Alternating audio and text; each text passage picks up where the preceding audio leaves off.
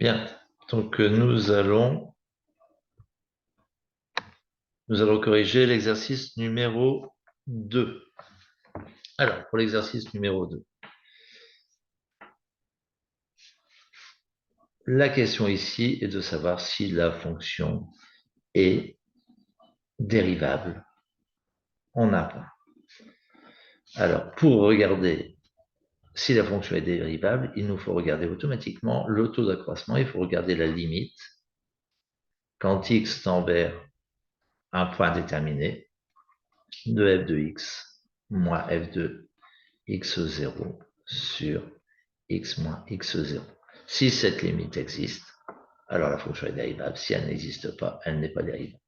Le premier cas est un cas particulièrement intéressant, puisque on connaît ici la représentation graphique de la valeur absolue. Ici, on est ici en moins 1. On voit bien que ici, si on regarde la vitesse, bien, il y a une cassure. Alors, comment est-ce qu'on va regarder ça? Comment est-ce qu'on va prouver ça? On va juste prendre la définition de la valeur absolue. F qui à x fait correspondre f de x est égal à valeur absolue de x plus 1. Eh bien, c'est égal à x plus 1 si x plus 1 est positif ou nul. Et c'est égal à l'opposé, c'est-à-dire moins x moins 1 si x plus 1 est négatif.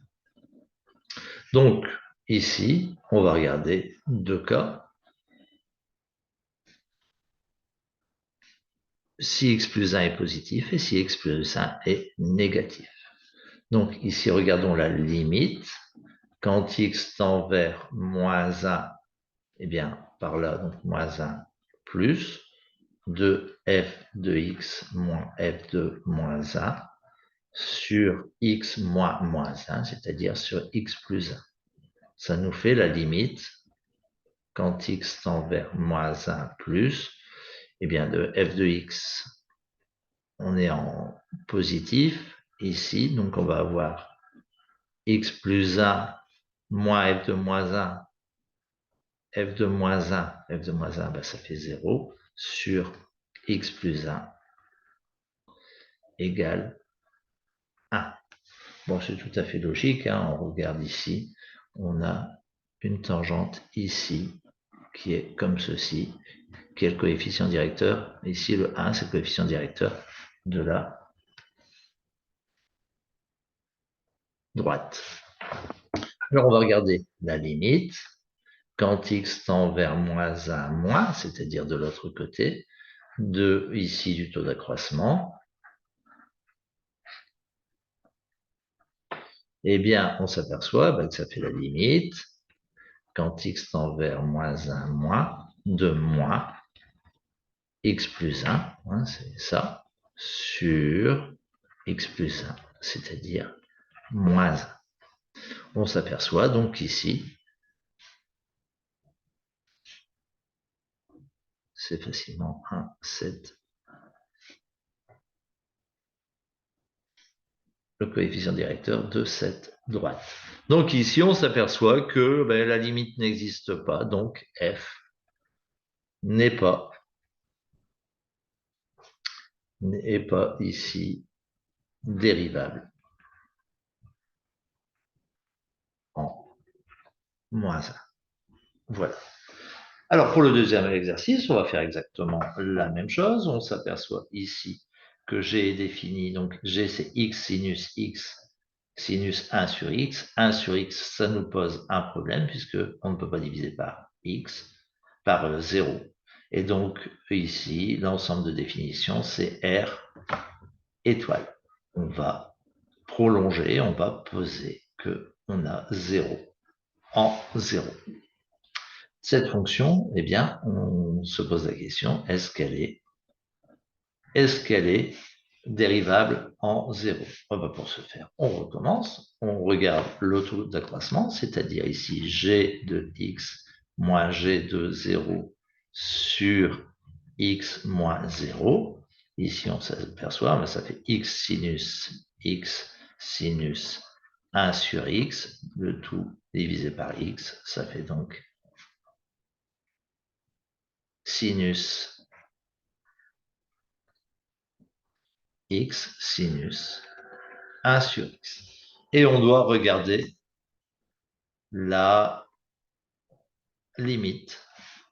Donc ici, je vais recommencer ici. On regarde la limite quand x tend vers 0 de sinus x sinus 1 sur x. Alors, cette quantité, sinus x tend vers 0 quand x tend vers 0, donc ça c'est bien, mais sinus 1 sur x, on est embêté parce que 1 sur x tend vers plus ou moins l'infini en fonction du fait que l'on soit en 0 plus ou en 0 moins, hein, puisqu'on divise par 0, donc ici on fait plus ou moins l'infini, en plus ou moins l'infini, ben, le sinus, on ne sait pas ce qu'il fait, il est oscillant. Mais on a une chance puisque sinus 1 sur x, on sait qu'il est compris entre moins 1 et 1. Et donc, en utilisant le fait que sinus x sinus 1 sur x,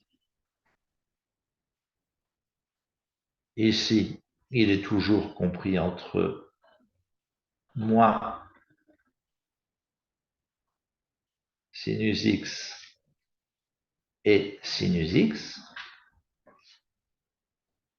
En utilisant le théorème du gendarme, on voit que cette quantité tend vers 0 quand x tend vers 0 et que cette quantité tend vers 0 quand x tend vers 0. Donc, ici, théorème du gendarme, on a que la limite de sinus x sinus 1 sur x quand x tend vers 0, eh bien c'est 0. Cette limite existe, donc g est dérivable en 0. Voilà, tout simplement.